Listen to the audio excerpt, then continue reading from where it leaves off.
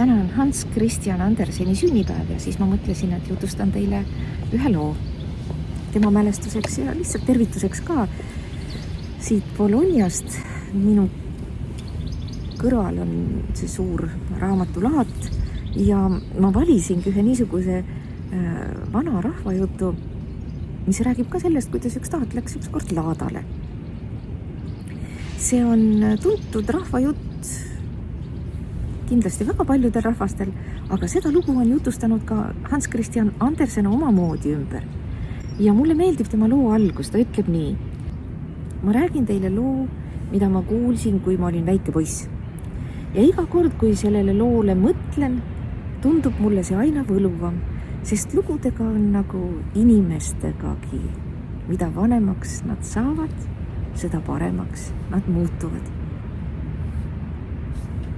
Vot, niimoodi ütleb Andersen selle loo alustuseks, aga nüüd mina räägin teda nii, kuidas ma olen teda mõnikord jutustanud.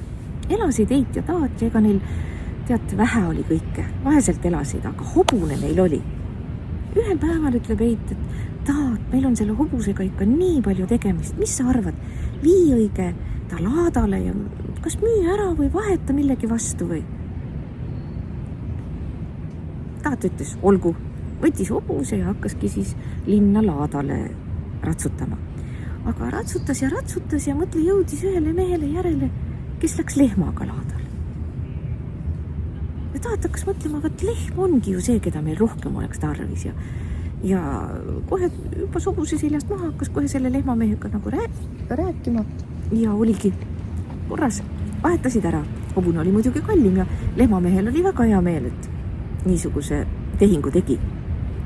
Ja siis Taat hakkab kodu poole tagasi tulema. Aga see lehm ka ikka siit võtab ja sealt on tal vaja nosida ja igavene suur loom korraga näeb, üks mees tuleb lambaga vastu Taadile ja Taat ütleb, oi, see lammas, vaat see oleks palju parem loom, vähem heina ka ja pakub siis sellele lambakaupmehele oma lehma. Kuulge, kes ei võtaks siis seda tehingut nüüd hea meelega vastu, see oleks väga rumal mees. Ja saigi Taat lamba, aga see lammas ka. Ega lammas on kohe vastu jalad ja ei lähe sinna, kus sina tahad. Ja korraga ta näeb, et tuleb talle vastu üks mees, kellel on hani kaenla all. Hanega nii mugav.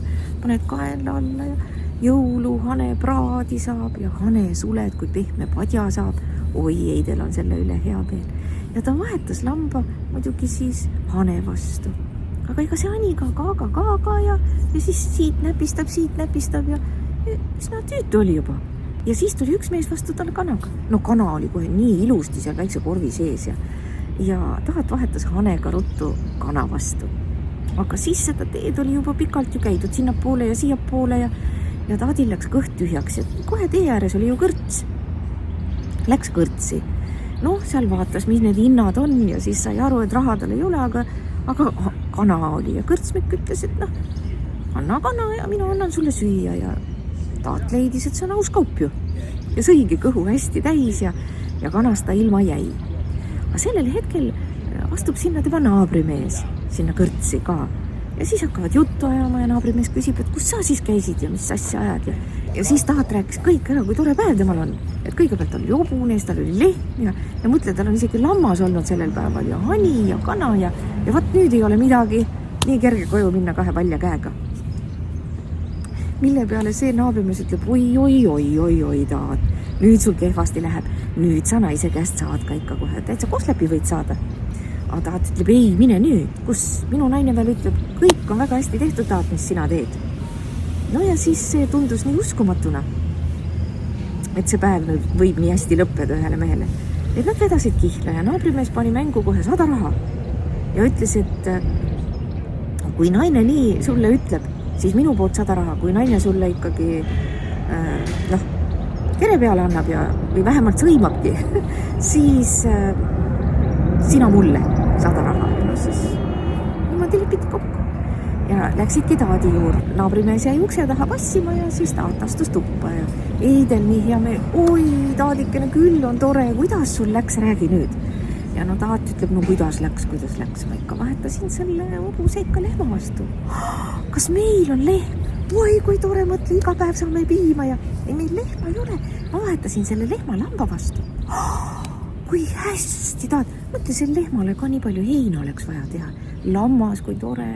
Ja siis saame ju villa, ma teen sulle käpikud, sokid, ma võin sulle kampsuni teha, ma võin sulle sellise kampsuni teha, et näed, niisuguse krae teen, et saad endale täitsa nagu mütsi eest pähe panna ja kui tore, et meil on nüüd lammas. Tead, meil seda lammast ka ei ole hästi, meil on, ma vahetasin selle lamba hane vastu. No tahad, sina ikka oskad. Kuidas sa sellise hea mõtte peale tulid? Mõtle, hanepraadi jõuludaegu saame. No jaa, aga mul seda hane ka ei ole hästi, ma vahetasin selle kana vastu. Tahad, meil on kana. Iga päev saame muna ja saame muna praadida, keeta saame. Ei tea, kas sa tahad niisugust 6 minuti muna või 4 minuti muna? No jaa, ma sööksin ükskõik mis muna, aga meil ei ole seda kana ka enam. Ma vahetasin selle ühe hea lõunasöögi vastu. Tahad, kuidas oskad nii targasti ometi? Tühja meil sellest kanast. Aga vaata, kui hea, et sul on kõht täis.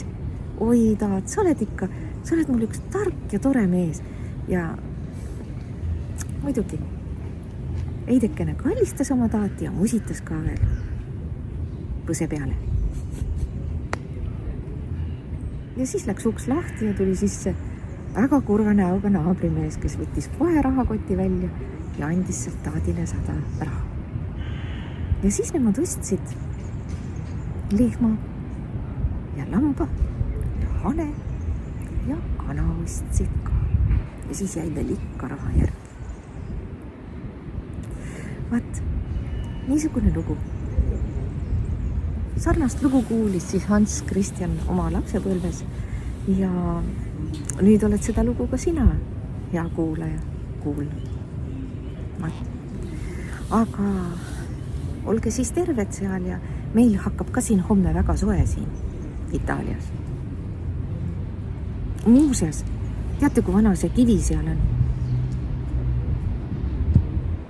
Just, nägite? Siin ongi niisugune hästi tore kivide park.